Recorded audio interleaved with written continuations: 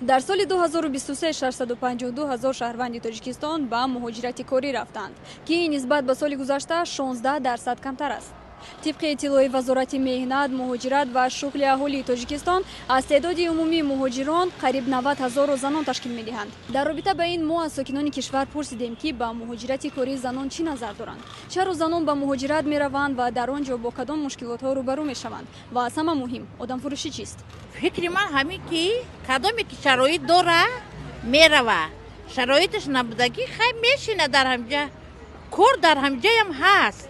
لیکن که اگر که با میخواهند که زندگیشون با نقصتر شوه میروند مهاجرت.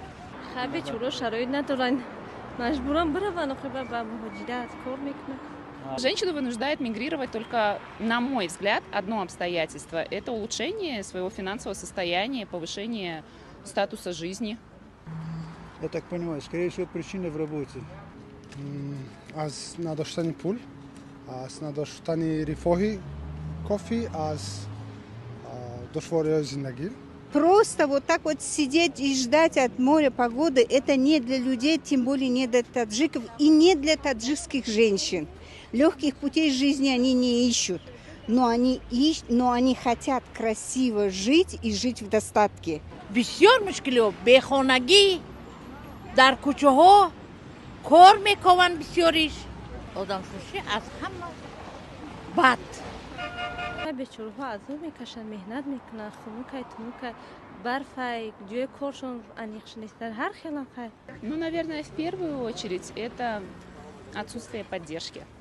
И, наверное, все-таки безграмотность. Это вот типичное оформление документов, куда себя поставить жить, съем жилья, найти работу. В такую ситуацию может попасть любой абсолютно человек.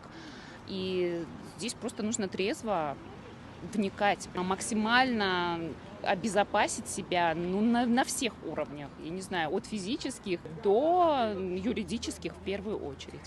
Проблемы жилья, проблемы регистрации, оформления документов. Насколько мы наслышаны, вот, восточные города, там, где ведутся войны, вот, разными путями вербуют, обманным путем вводят сюда и продают жизнь, в рабство продают.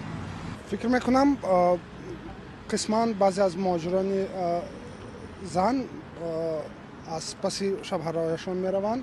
пинҳон нест ки мо шоҳиди он ҳастем бисёре аз занҳо бо ваъдаи корҳои оддӣ, корҳои содда бо қочоқчиён дучор мешаванд ва ба бардагӣ дучор мешаванд.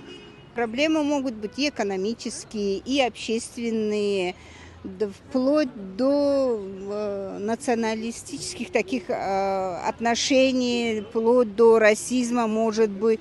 От таких проблем никто не застрахован. Сексуальное рабство – это самая актуальная проблема везде.